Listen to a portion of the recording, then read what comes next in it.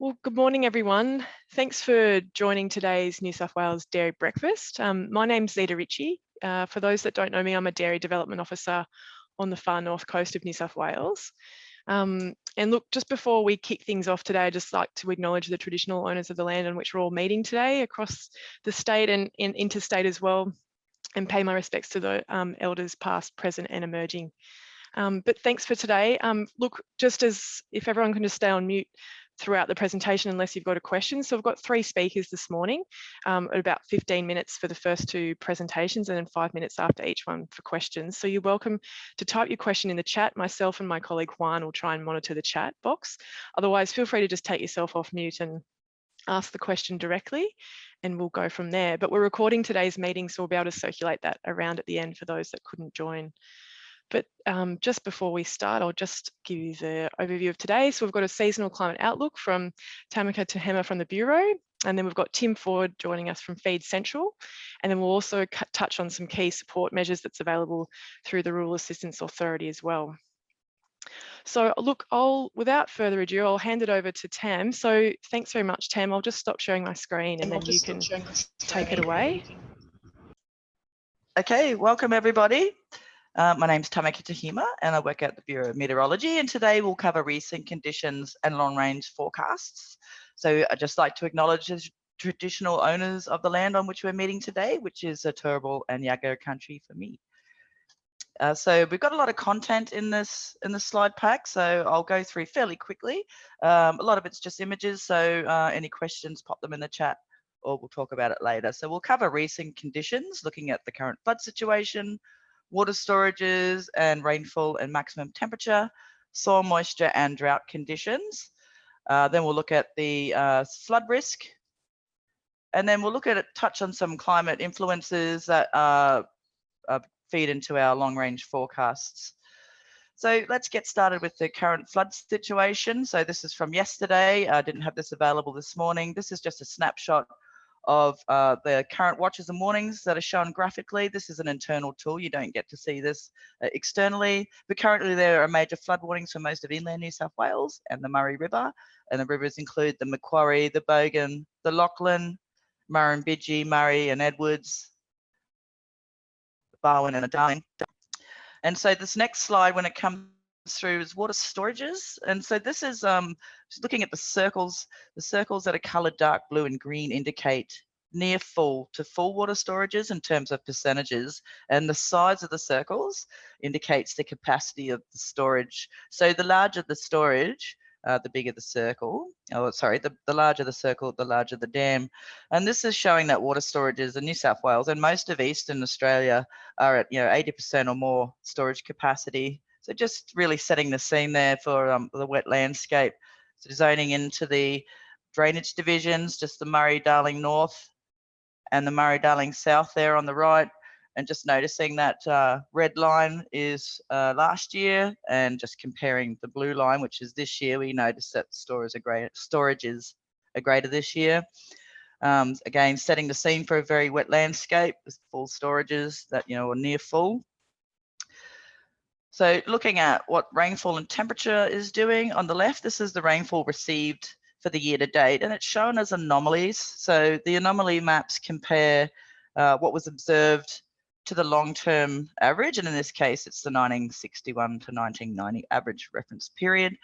So this is showing on the left that especially along the east coast there, rainfall that's been received 800 millimeters or more than usual. Some places around northeast New South Wales around 1200 millimeters more than usual for the year to date, so very wet. And on the right, that's showing the maximum temperature or your daytime temperature anomalies for the year to date. So this is essentially showing we've had colder days across most of New South Wales, southern Queensland, South Australia. So very wet, cold days. When you don't have a lot of hot days, you don't have a lot of evaporation. So again, setting that scene for a really wet landscape. So this was rainfall anomalies on the left there, that's for the year to date, but we're going to flip to October now. And this is just last October, just gone. On the left, that's rainfall decile. So that's anything blue indicates above average rainfall, dark blue, record high rainfall. So you can see the western part of New South Wales there, the wettest October on record. And area average, New South Wales also had its wettest October on record. And again, on the right, maximum temperature anomalies, so how much above or below average the daytime temperatures have been. We can see cold days across most of New South Wales. Again, very little in the way of evaporation and a very wet landscape. I'm going to flip to the next 3 months, or sorry, the previous 3 months. So just noting that the pattern's quite similar. This is August to October on the left, rainfall deciles, and on the right, maximum temperature deciles. So we could flip back between those two. You can see October, very wet. For the 3-month period, there's actually a larger area across New South Wales that's recorded record rainfall. And then we'll flip to soil moisture now. So this is the top 1 metre of soil, so below the surface. And we can see here, this is the large maps October just gone. So very much above average soil moisture across most of Eastern Australia. And on the right, we've got October 2020 down the bottom and October 21 up the top. So just showing the difference between those 2 years before. So much wetter setup, and more rain on wetter soils increases the risk of high rainfall and runoff. So this is just going to November soil moisture. So you can see October just gone on the top right. Again, just showing that continued pattern of above average soil moisture. So very wet landscape. Unsurprisingly then, flipping to fire danger, very low fire potential at the moment. We've got October in the middle and the previous months to the right, September up the top, August the bottom right, very low or lowest on record for some places. Probably worth noting here that once the landscape does begin to dry out, we're going to see increased fuel loads across parts that have been flooded, and particularly inland parts where spinifex is common. And there's an AFAC fire outlook coming out soon, so keep an eye out for that. And again, unsurprisingly, because of all the rainfall, we've got very little in the way of rainfall deficiencies, particularly short and long term. So short term on the left, long-term rainfall deficiencies on the right. So let's look at the flood risk now.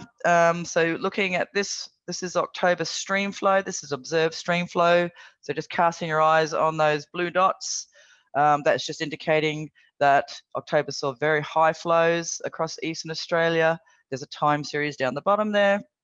Basically, like all of those sites at the along the east coast, a large number showing high flows. So this sets up the underlying influences of flooding. On the left, we've got soil moisture, the top metre of soil moisture. We can see the percentage column there, sort of 80% or more full across most of New South Wales, parts of Tasmania, and the southeast in general. And on the right there, that's forecast rainfall anomalies, so how much above or below the average that the rainfall anomalies are forecast for the next 2 weeks. So we're looking like 25 widespread millimeters across eastern parts. And then flipping next to the streamflow outlook.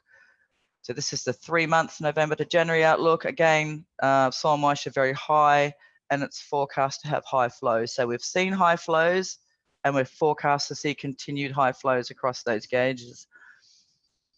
Just zooming into a couple of sites there in New South Wales. We've got the Lachlan there, the Castlereagh, sorry, up the top, and then the Ovens and to Murray River there. You can go online and grab those for various locations. And so we'll just look at some of the climate influences. I think this is really important to note why it's been so wet. We've had a number of climate influences affecting us at the moment. If we look at ENSO, or the El Nino Southern Oscillation, we've got La Nina underway in the Pacific. It's forecast to weaken early in 2023, and I'll show you those forecasts shortly. The Indian Ocean Dipole is negative, but it's appearing to weaken. The Southern El Nino mode, which is another climate driver we monitor, is forecast to be positive until probably the end of the year, and a positive SAM in spring and summer increases the rainfall across parts of Eastern Australia, and I'll show you an infographic shortly. The other influence is really warm sea surface temperatures around the maritime continent, which is here, and the Australian coastline. So this pattern's likely to be contributing to our wetter seasonal long-range forecasts. And of course, the long-term warming trend, seen an increase of over 1.4 degrees over that period. State of the Climate 2022 is out today, and it should be online by the end of the day. It wasn't online this morning, but the State of the Climate 2022 will be out today. So zooming in on these climate drivers, we're going to focus on the Indian Ocean Dipole, which is these IOD boxes, and then the Nino 3.4. The IOD, we're looking at those two boxes. When we've got a strong positive, negative IOD, we see really warm temperatures across northwest, off the coast of northwest Australia, and cooler ones near Africa. We can see this gradient's actually weakened here, which is why the IOD is starting to fade or fizzle out. Over in the Pacific, we've got the Nino 3.4 box, which is the oceanic component we monitor for ENSO. And so if we look at the next slide, just flipping back, we're noticing Nino 3.4. This is the forecast for this area. We can see all of these models. These are all the international models that are forecast, this, all returning to neutral, by the early next year. Oh, sorry, what happened? So is that still sharing? Yep, still sharing. I'll take that as a yes. Yep. Sorry, yeah, I clicked on a link.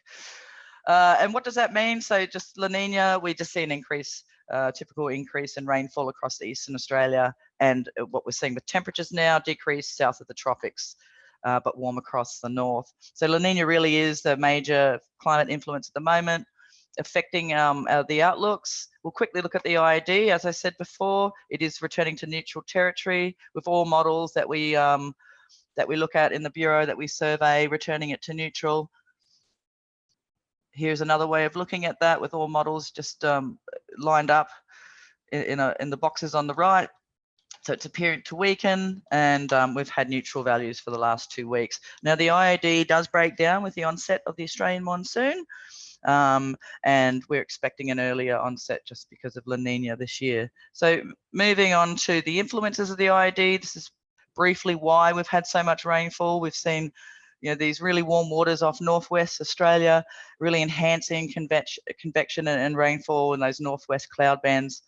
And that's brought these flooding rains to sort of southern and eastern Australia, as well as that and the impact of La Nina.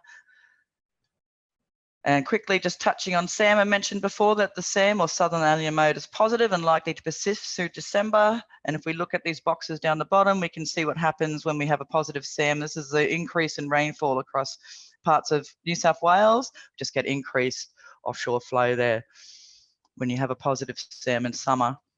And there's some infographics there. Feel free to go online and check those out. So SAM the influence does change during the seasons. Okay, so just moving on to the long range forecast now. So this is sort of, I guess, what we've all been waiting for. If we look at this map here, we've got 3 maps. This is the weekly long range forecast on the left. This is the forecast. This is the weather model. So we can see widespread 25 or more across Northern Australia forecast. We can see a bit of easing across areas of New South Wales that are currently in flood, which is, allows a little bit of reprieve for the area. But certainly going into week 2, which is at the end of November, and week 3, which is the start of December, we can still see that the access model is suggesting that we're still going to see 25 millimeters widespread across the eastern parts of New South Wales. We're looking out further. Oh, sorry, this is the probability of, these are burst events. So this is the probability of 25 millimeters of rainfall in 3 days, all online. This is available at the Long Range Forecast website. So we can see for week 2, week 3, and week 3 and 4, increased probability across eastern and northern parts of getting those burst events. Now looking further to December, now this pattern is pretty much the same for the next month and the next 3 months, but you'll see the signal back off, particularly with temperature. So on the left, daytime temperatures. In the middle, overnight or minimum temperatures, and on the right, rainfall. And this is the probability of exceeding the median. So on the right, we can see a signal here, a wet signal across the eastern parts and northern parts of Queensland or eastern Australia. So likely to be, strong signal to be above average for December. And if I go through and show you December to February, I'll flip back. So this is December. We can see temperatures cooler than cool days across New South Wales forecast there. So if we go to December to February, the rainfall signal does back off slightly, but we still see along the east coast there a wetter signal going into the December to February period. And if we go further forward, this is January to March at the start of the year. Again, strong signal there with temperatures being below average during the day and wet across the east coast. Now I'm just going to go on to talk about the extremes. So this is another feature of the climate outlooks. So for December, whether there is a chance of being unusually wet, we can see on the left there, there's a strong signal. So sort of 2 times more likely to be unusually wet in December. And moving forward to December to February, a similar signal, but backing off somewhat for the 3 months. Now going further forward for daytime temperatures, again, we can see this unusually cool likelihood happening for the days. And the next slide will be for minimum temperatures. So warm nights across the top. I'll just flip back so we can see those signals again. Right, and then just to summarize, I'll do this very quickly. So impact on the left and the likelihood of this compared to recent decades. No surprise that widespread flooding and coastal flooding are more likely, particularly for Eastern Australia, and we're likely to see an early first TC and above average seasonal activity. A similar risk to severe storms. Doesn't mean there's no risk, it just means there's similar. Heat waves and bushfire for some parts, particularly in the west, and marine heat waves are increased likelihood during summer, and unsurprisingly drought and dust are less likely during periods of rain. And then just to summarize, much of Eastern Australia will continue to have an elevated flood risk during the coming weeks and months. Rainfall and soil moisture are very likely to remain above average across most of Eastern Australia into summer, with associated continuation of runoff. And rainfall for the remainder of November is likely to be above average across the eastern 2/3 of the continent, likely to be above average in December and for summer as a whole. We're likely to see cooler days across New South Wales for December and summer. And then the last 2 points, just want to bring that home, that the soils are 80 to 90% saturated in parts of New South Wales. And that means really high runoff. And the runoff is in the top decile across New South Wales. So just really bringing home that, that point that we're seeing very wet conditions. And that's it. So I'm going to stop sharing now.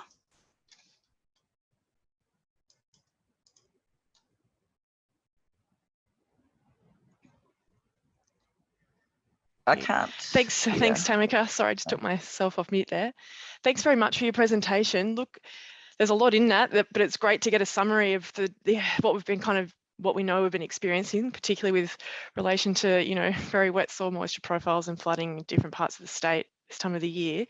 Just want to put it out there to start with. Does anyone have a question for Tam before? I've got one, but I'm happy to take some from the audience first. Feel free to bring yourself off mute. No one at this point in time. But what I was going to ask, Tam, I know that the forecast is that La Nina's, predicted to kind of neutralise early next year. After that, like what's the, I mean, this has been exceptional, hasn't it? In the last few years, we've had kind of a few La Ninas in a row, and I'm not sure what time. Is it more likely that we'll to go into a neutral phase next year, or El Nino, or is it kind of like a 50-50 chance of that occurring? Oh, great. That's actually a really good question, one we've been asked heaps. The first thing I'd say is that 3 La Ninas consecutively in a row are quite rare, but it has happened before. Happened 3 times since 1900s. Once in 54 to 57, once in 73 to 76. Everyone remembers 74, and then 1998 to 2001. A fourth is not, we don't know if there's any been a record of that. And then if you looked at those model outputs there, most of them are heading for neutral territory, certainly heading into El Nino territory, but that's not to say that we will go into El Nino. It's far too early for that. But certainly keep an eye on a climate driver update that comes out every fortnight, and it gives you the most up-to-date information on the state of the drivers and the outlooks. Yeah, great. And if it does start to neutralise in, say, January, February, does that mean we're less likely to have above average rainfall for those, or particularly northern New South Wales, for those summer months, or is it's not that clear cut? Well, I mean, you've got to realise that, you know, New South Wales and Queensland going into the wet season, so you do get your wettest times of the year this time anyway. So, you know, even though you don't have a strong La Nina, you're still going to have, you know, the weather systems that bring, you know, the rain-bearing. You have rain-bearing weather systems. So, yeah, you just have it just has less impact on the outlook when La Nina starts to neutralise. Yeah, I see. Okay, great. Thanks for that. That's really good. Any other questions? Surely there must be one from the audience. Oh, is that Tim, your hand there?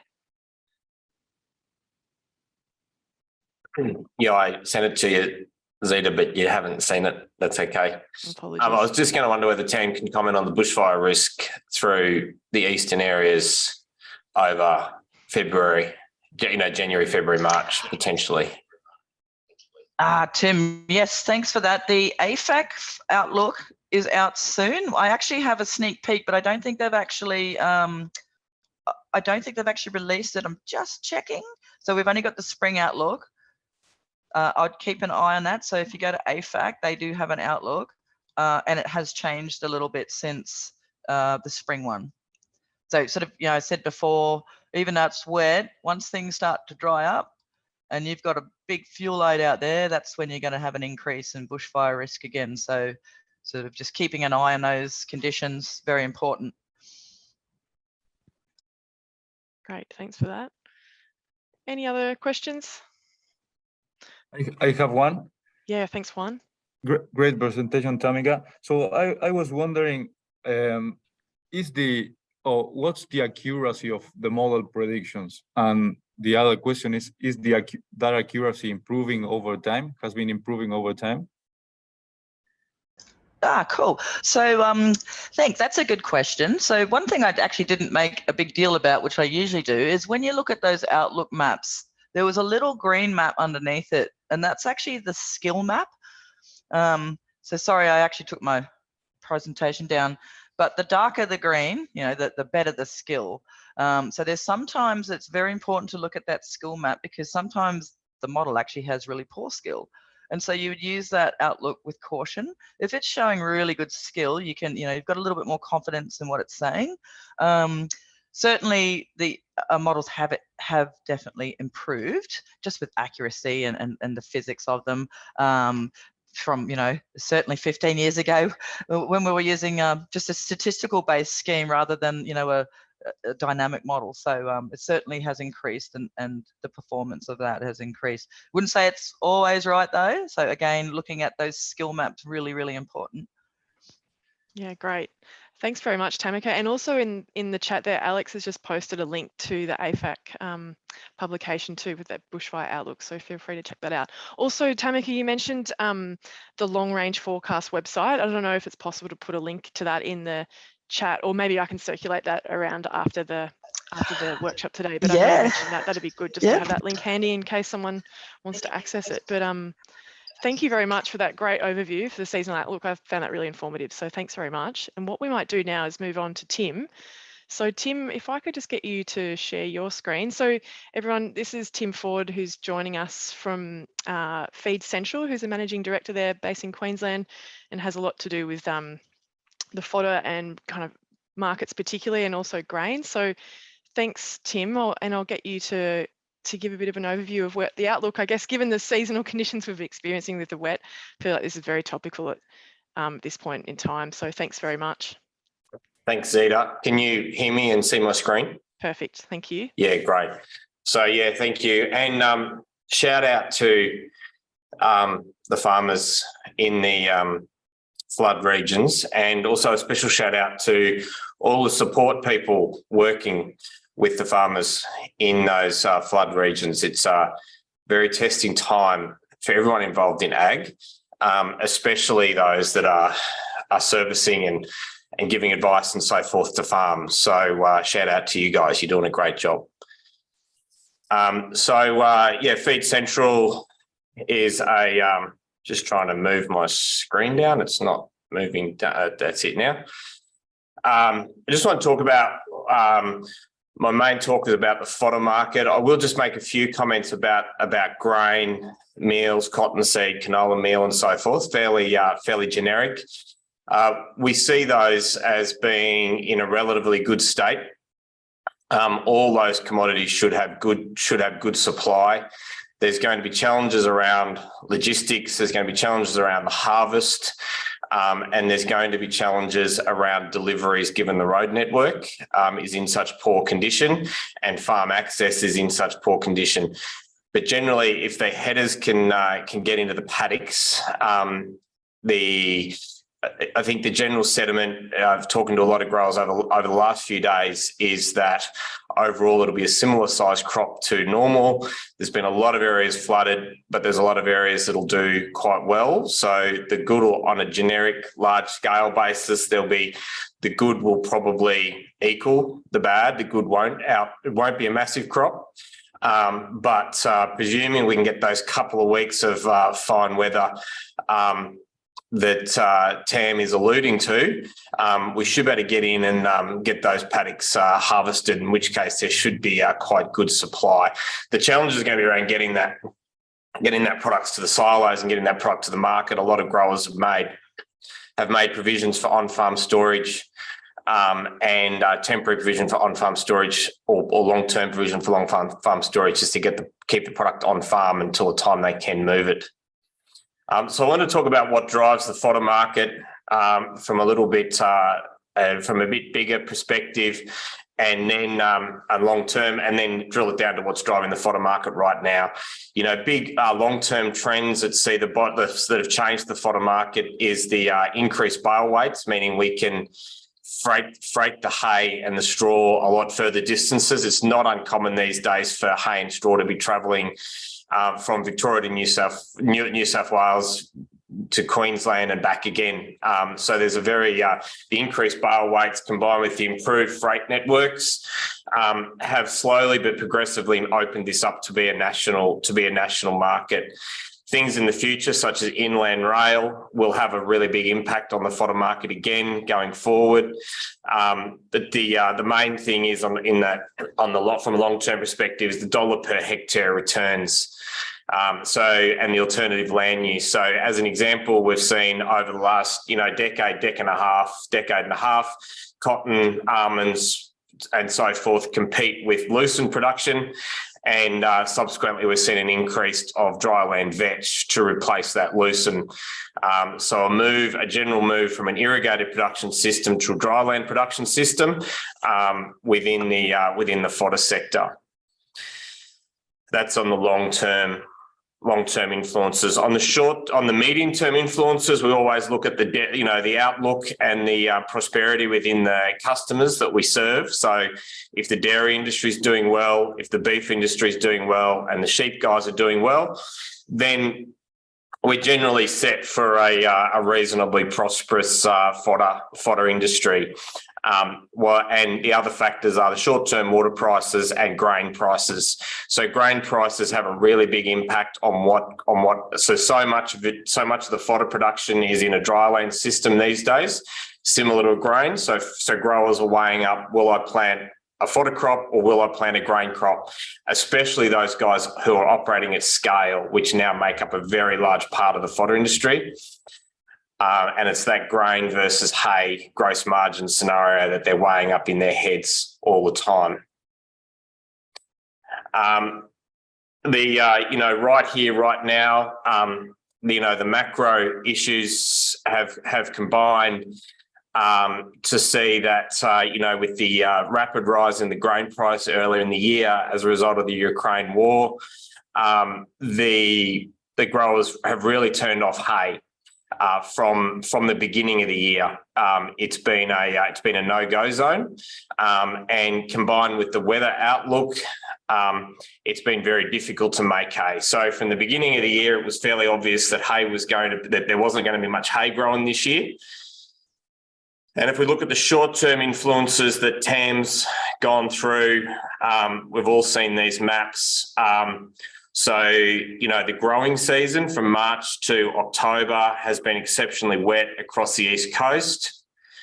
But most importantly, our harvest season has been in the key hay production regions, has been incredibly wet. So this is the November month to date rainfall, and this is when all the hay should be made. And so even though it was going to be a small hay crop, the growers that were planning on making hay haven't been able to make hay, and what hay has been made has been very badly weather damaged. So, on top of that, we have really extreme events such as the severe flooding. The Lismore floods in particular drew a lot of hay for the livestock. The Goulburn Valley floods is doing the same thing. The floods through central New South Wales at the moment is more extensive grazing regions, so less requirement for emergency style feed, but it will have an impact. So you've got all those macro issues combined with the weather and the harvest issues combined with the flood, all increasing demand and damaging the feed, a direct damage to the feed that is in stockpile and destroying pastures. So we've got what I call a hay train wreck. And we're seeing that 80%. We're estimating, and we're talking to our key suppliers and our key partners around the country. We're seeing just move that. Yeah, that's better. We're seeing an 80% reduction in cereal hay production around the country. We're seeing a 95% reduction in veg production around the country. And we're most likely going to see no quality cereal, quality veg available. So it's like it's close to a complete write-off.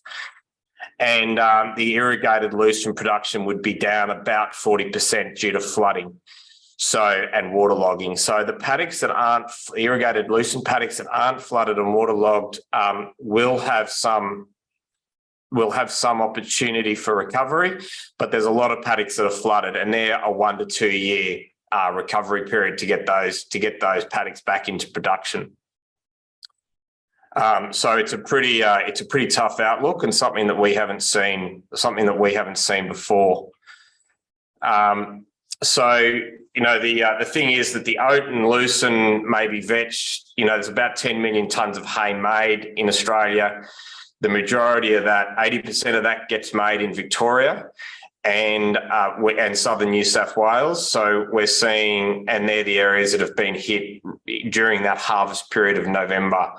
And so we're seeing, really significant national implications for what's happened and happening. So you might have noticed a little elephant on some of the slides as we go. The elephant in the hay shed. Where will the supply come from? So a couple of things is that we will be relying on lucerne, but it's down significantly. Lucerne will return to be the king of fodder that it has been in the past. But if you go back to the original slides, there's been a trend out of lucerne towards cotton and almonds and so forth. So we're already down on historical levels. We've got the combined flooding. We're hoping to see a kick in the pasture hay. So the dryland pasture hays, especially the dryland lucerne and rye-based pastures in the Riverina, Northern Victoria, central New South Wales. We would hope to see a kick in the pasture. The problem there is that harvest window for the pasture hay is colliding with the grain harvest window, and growers will give preference with their limited workforce. They will give preference to a grain harvest over a hay harvest. There is some production potential within the Hunter Valley, Tamworth and the Liverpool Plains region. It is a relatively small hay region and it's typically a net importer of hay. But there is some short-term opportunity to be purchasing hay out of those areas. There's some opportunity in South Australia, but limited because they have had similar weather system and they weren't growing a lot of hay this year to start with because of the price of grain. We do see a very large opportunity for straw, and it'll keep the nutritionalists busy blending straw as the roughage with cottonseed, canola meal, and those sorts of things to create a ration. So, if there's good news, we're saying, overall, once the harvest is done, there will be uncertainty over the next few weeks with regards to the grain harvest. But once the grain harvest is done, we expect that once those headers go in, it'll be a little bit better than what they're expecting. And so we're expecting that, there'll be good supply of grain and meals. There'll be good supply of straw. There will be all grades of grain. So there'll be really good quality grain, and then there'll be a lot of feed grain. So if you're feeding grain, you will have access to feed grain. It's just a warning, nothing will be cheap because the international market's very strong and that will keep the market up. Farmers have also got, good on-farm storage and reasonable cash flow, so they won't be in a situation of needing to quit parcels or the majority won't be in the need to be quitting parcels at a cheap price, but there'll still be opportunities for the astute buyers of grain and meals and so forth. I think going forward, it's essential to be using sound nutrition advice to blend and make a good ration. There's not going to be a whole heap of good quality hay, good quality hay can disguise a whole heap of sins in a ration. But when using straw, almond hulls, canola meals, cotton meals, grain, it's going to be really important to use really sound nutritional advice to make a good ration going forward. So the tips and tricks to buying in 2022-23. Wait, there is a sales pitch at the end. I do run a business. You get what you pay for. So be prepared to pay the dollars for the quality, and don't skimp on the quality. If there's a line of good quality product, they need to buy it almost regardless of price. But we do see a lot of growers skimp on quality, and then they're disappointed. Skimp on price and then they're disappointed later.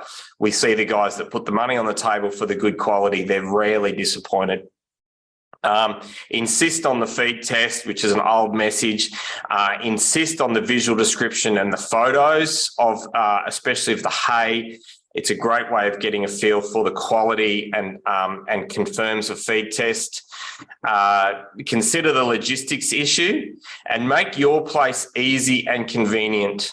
I cannot overemphasize the difficulties with logistics in Australia at the moment. You would never have thought it, being a first world country, that we would have problems driving up roads and driving up driveways and making deliveries. So anything you can do to make your farm convenient for a truck sets you ahead and makes you a preferred buyer in the current market, and you'll get it a few dollars cheaper, and you'll have a much better relationship with everyone involved.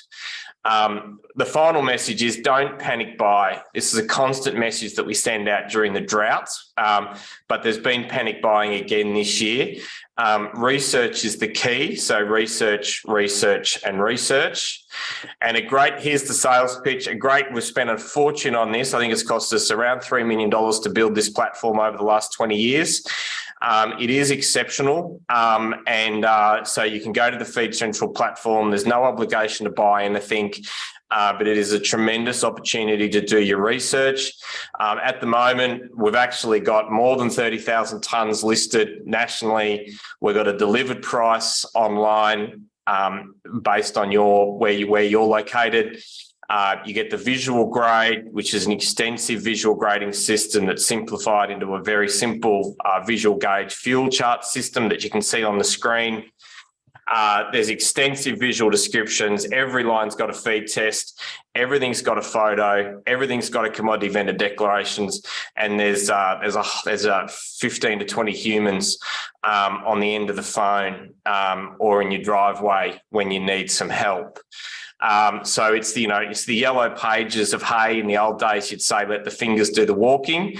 We'll let the keyboard do the tapping and spend the time do the research, because you don't have to panic buy.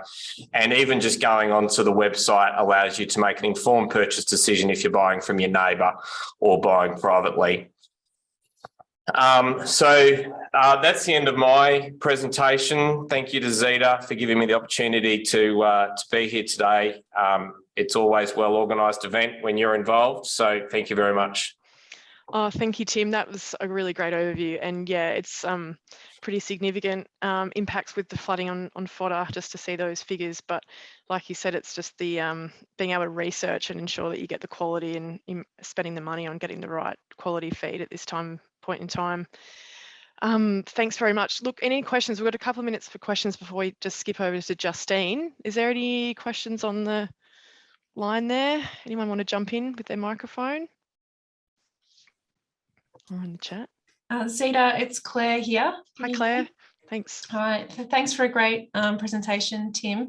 You mentioned the national reduction in feed potential, so it was quite a train wreck in terms of the image you painted there. Is WA an option? Thinking in the national context, I know we did that during the drought, but obviously I've heard of pretty expensive freight from there. What are other options? Is that a possibility? WA is a possibility. They have an extreme, in my view, they have an inefficient production system in Western Australia because they're predominantly using 8x4x4 bales.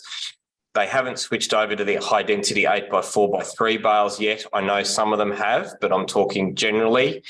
When we looked into it and did a little bit of it in 2018-19, the freight is horrendous. And because their bale weights and their bale sizes are not conducive to domestic transport. So to ultimately make a national network, there has to be a change in bale weight and bale sizes in the West. But yes, it is a possibility. It's extraordinarily high freight prices to get it here, particularly at the moment. And to bring any volume is an extremely difficult situation. A few loads, yes, 1,000 tonnes, yes, but we're talking about a 10 million tonne market on the East Coast. So it's very, very difficult to bring volume. Yes, there will be some. Yes, there probably already has been some. Will it have a big impact on the East Coast market? Then no. That was a good question. Thanks, Claire. Yeah, thanks, Tim. That's great. Maybe just one more. Otherwise, I might have to hold off questions and skip to Justine. So we're conscious that we're getting towards the end of the session. Any last minute burning question? 3, 2, 1. Okay. Look, thanks a lot, Tim. That was excellent. If you don't mind just stopping sharing a screen, and I'll just get mine back up. But if anyone has any questions, feel free to just drop them in the chat, because I'm sure Tim will be able to answer them as we keep on going. Share. Okay, Justine, thanks very much. So we've got Justine and her team here from the Rural Assistance Authority. And thank you. I know you've all been doing so much work this year with all the different grants and assistance available. I just thought it'd be great just to have 5 minutes. We know that there's a lot available at the moment and things are always changing. So if it's possible, just get a bit of an update from Justine and the team and any questions. And if we can't answer them all or further information, we can send them out at the end. But thanks, Justine. I'll hand over to you. Thanks, Zita. Hopefully you can hear me okay? Yep. So I've got my colleagues with me here today. So Felicity Gordon, Karina Morris and Jared. So first of all, I just wanted to run through the current flooding event and the assistance that that we have for this. So it's from flooding from August and September onwards. So essentially the initial flooding started back in August. However, there's still the current events going through. So they will all fall under the same assistance package. So on Friday, we turned on applications for the $75,000 primary producer grant. So that's now open for people to apply, and there's I think about 71 LGAs that are actually eligible for the assistance under this program. We're also working to open the Rural Landholders Grant, which will be a $10,000 grant. So it's likely to be open in the next sort of week to 2 weeks. We also have the standard assistance of the natural disaster loan, so up to $130,000 for primary producers, and the natural disaster transport subsidy. So that's currently up to $15,000 per primary producer as well. So all that assistance is now live on the website. A couple of other program updates that we just wanted to run through as well. So the special disaster assistance, so the $75,000 grant for the March 21 event. So coming on, well, over 18 months since that event. Invoices for that program have been extended out till the 31st of January to get all the final invoices to claim assistance under that original flood package. So really encourage that people get in invoices as soon as possible so that we can reimburse funds under that program. And then I just wanted to touch on a couple of other changes to some of the programs that we've got. So I think, Karina, if you want to touch on the transport subsidy. Yeah, thank you. So the transport subsidy and donated fodder there's been a change to that program. So for primary producers affected by the February, so 22 February and the June event, they're now eligible up to $25,000 for the transport subsidy. So applicants can now apply for the $25,000. If they've had a claim in, they can request an uplift up to $25,000. And also for the February event, so the AGRN 1012, so 22nd of February this year, there's been a change. So applications for transport subsidy are now open until the 30th of June 2023. So in line with the natural disaster grants. And we also wanted to touch on the critical producer grant that opened about 3 months ago now. So just wanted to touch on some of the changes from what people may have seen in the supply chain support grant package. So the critical producer grant sits on the back of the February 2022 special disaster grant. So there's been a few changes since it's been rebranded from the supply chain support grant. The co-contributions have been removed. The addition of purchasing of feed for the livestock has been added as well, up to 50% of the grant. So for anyone in the dairy industry, it's up to $50,000. And future resilience for the key physical assets. And that's around to improve the resilience to better withstand future natural disasters. There's a great fact sheet that I think I can share on this chat as well, just as far as the future resilience is concerned. It's not for any expansion projects. It's really around, improving the resilience for, things like sheds, cattle yards, things like that for future disasters.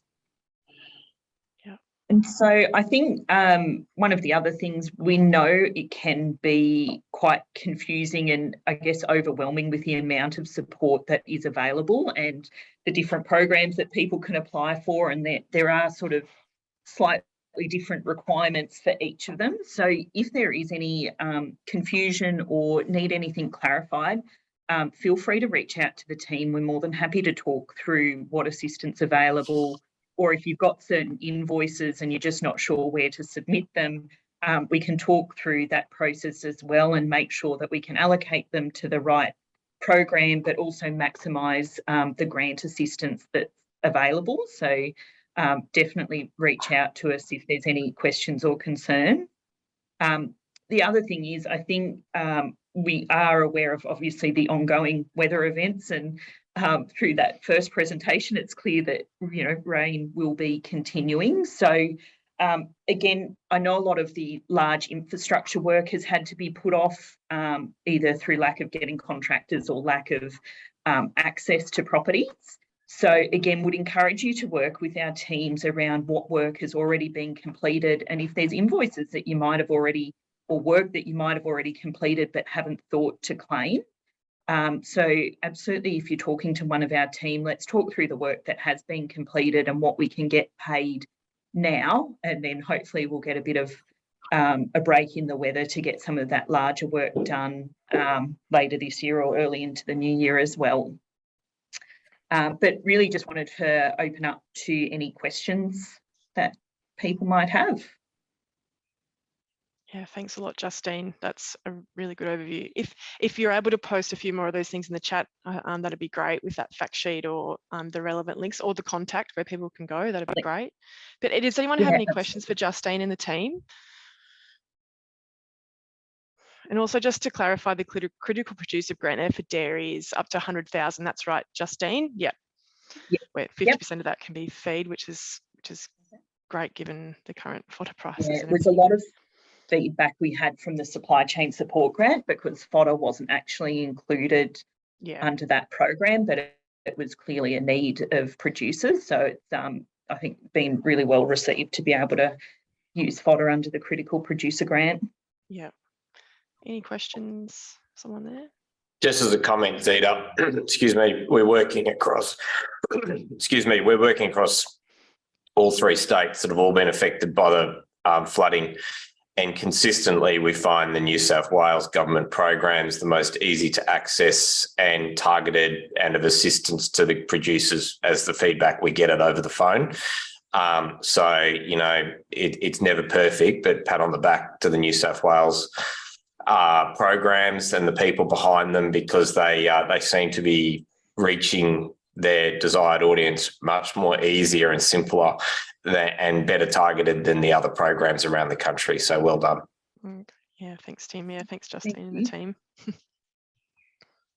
Just a quick question, Justine, on the transport subsidy. So I know that it's been lifted to 25K.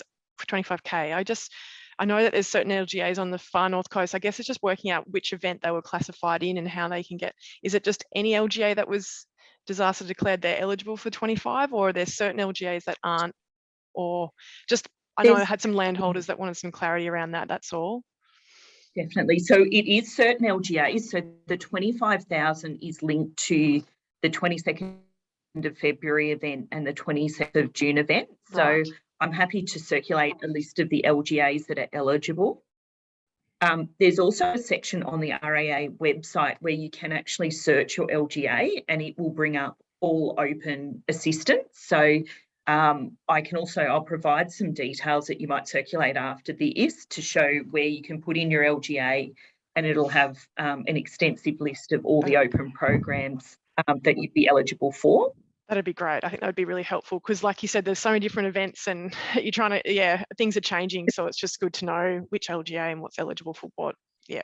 Absolutely. And we're really aware of, while someone might have been impacted in, March 21, they haven't yet had a chance to complete some of those works, and there's been subsequent impacts. So we're really conscious of working with producers to try and help them navigate the assistance packages as much as we can. Yeah, great. Thanks very much. Any questions? Otherwise, I'll just go on to kind of wrap things up. Just trying to click across my slide. Now my screen's stopped. Excuse me 1 minute.